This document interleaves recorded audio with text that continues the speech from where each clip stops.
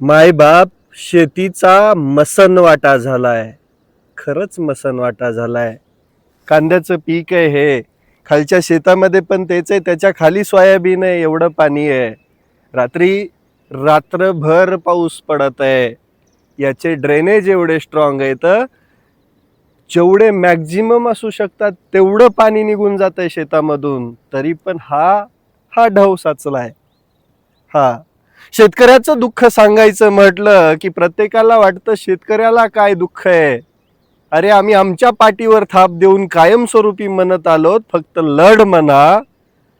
पण नाहीये हो अवस्था. आमचा कणाही मोडला, आमचा संसारही उघड्यावर आला, तरी पण आम्ही स्वतःला कधीपर्यंत धीर देऊत. सरकारने मदतीच्या नावाखाली 60% मदत म्हणून 51 रुपये प्रति गुंठा पानं पुसल्यासारखी पुसले तोंडाला. काय आणि कसा उभा राहणार आहे शेतकरी, आणि कोणाकडे मदत मागणार आहे हो? काय मदत होणार आहे शेतकऱ्याची? काय अवस्था. नाही का आत्महत्याग्रस्त महाराष्ट्र होणार?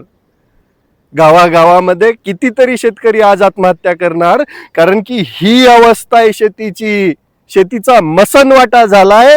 प्रेत जाळायला जागा पुरणार नाही अशी अवस्था झाली शेतकऱ्याची. प्रत्येकाला वाटतं शेती म्हणजे खूप सोपी गोष्ट आहे, पण ती करत असताना कळतंय हा वरुण राजा एवढा का कोपलाय तेच समजायला मार्ग नाही. कोणाकडे मागणार आणि काय मागणार?